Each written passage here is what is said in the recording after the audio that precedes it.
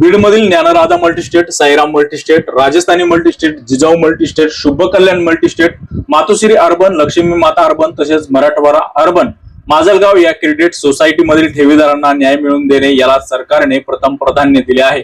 त्यासाठी तपास यंत्रणा, सहकार विभाग, गृह विभाग, संबंधित प्रशासकीय अधिकाऱ्यांनी परस्पर समन्वयातून कारवाई अधिक गतिमान करावी असे निर्देश मुख्यमंत्री देवेंद्र फडणवीस यांनी यंत्रणेला दिलेले आहेत। Dnyanradha multi-state cooperative credit society limited प्रकरणातील ठेवीदारांना न्याय मिळवून देण्यासाठी मुख्यमंत्री देवेंद्र फडणवीस यांनी गुरुवार रोजी दिनांक 9 जुलैला मंत्रालयामध्ये उच्चस्तरीय बैठक घेतली।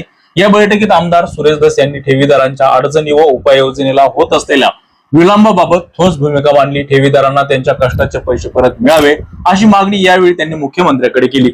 बैठकीमध्ये ज्ञानराधा प्रकरणातील तपासाची सद्यस्थिती, जप्त करण्यात आलेल्या मालमत्तेच्या कारवाईला गती देणे, विविध विभागांमधील समन्वय वाढवणे तसेच कायदेशीर प्रक्रिया जलदगतीने पूर्ण करून ठेवीदारांना न्याय मिळवून देण्यासाठी आवश्यक उपाययोजनांवरती सविस्तर चर्चा करण्यात आली। मुख्यमंत्री फडणवीस यांनी स्वतः या प्रकरणाची दखल घेत उच्चस्तरीय बैठक घेतल्यानं कारवाईला नवे बळ मिळाल्याचे बोलले जात आहे। बैठकीस मंत्री बाबासाहेब पाटील, राज्यमंत्री योगेश कदम, राज्यमंत्री पंकज भोयर, खासदार बजरंग सोनवणे, आमदार रोहित पवार, आमदार परवीन दरेकर, आमदार सुरेश धस, आमदार प्रकाश सोळंके, आमदार विजय पंडित, आमदार संदीप क्षीरसागर, अक्षय मुंदडा यांच्यासह पोलीस अधीक्षक नवनीत कावत, ठेवीदार कृती समितीचे प्रमुख प्रवर्तक तथा स्वाभिमानी संघटनेचे जिल्हाध्यक्ष सचिन ओबाळ यांच्यासह वरिष्ठ प्रशासकीय तपास यंत्रणेचे अधिकारी, सीआयडी व ईडीचे वरिष्ठ अधिकारी उपस्थित होते। तर जिल्हाधिकारी विवेक जॉन्सन आणि संबंधित लिक्विडेटर यांनी व्हिडिओ कॉन्फरन्स बैठकीमध्ये सहभाग नोंदविला।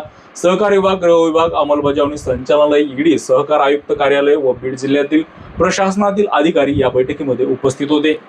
या बैठकीतील आणखी एक महत्त्वाचा निर्णय घेण्यात आलेला आहे, तो म्हणजे बीड येथे विशेष न्यायालय स्थापन करण्याची घोषणा करण्यात आली। सध्या जप्त मालमत्तेची लिलावासाठी न्यायालयीन परवानगी मिळवण्यासाठी मोठा कालावधी लागत असल्यानं संपूर्ण प्रक्रियेसाठी मोठा वेळ लागतो। विशेष न्यायालय सुरू झाल्यानंतर अशा प्रकरणाची सुनावणी आणि लिलावा संदर्भातील परवानगी बीडमध्येच मिळू शकतील। त्यामुळे तपास, न्यायालयीन प्रक्रिया आणि ठेवीदारांना पैसे मिळण्यासाठी गती वाढण्याची शक्यता आणि अपेक्षा व्यक्त केली जात आहे। सुरेश धस, प्रकाश सोळंके, संदीप क्षीरसागर, ठेवीदार कृती समितीचे प्रवर्तक सचिन उबाळे यांनी बैठकीमध्ये बुडीत संस्थांच्या कारभाराची माहिती मुख्यमंत्र्यांसमोर मांडली। अनेक वर्षापासून आंदोलने, मोर्चे आणि निवेदनाच्या माध्यमासाठी न्याय सुरू असलेल्या लढाईची त्यांनी आढावा दिला। त्यानंतर मुख्यमंत्री फडणवीस यांनी प्रकरणाची गांभीर्याने दखल घेत संबंधित यंत्रणा तातडीने पुढील कारवाईसाठी करण्यासाठी आदेश दिलेले आहेत।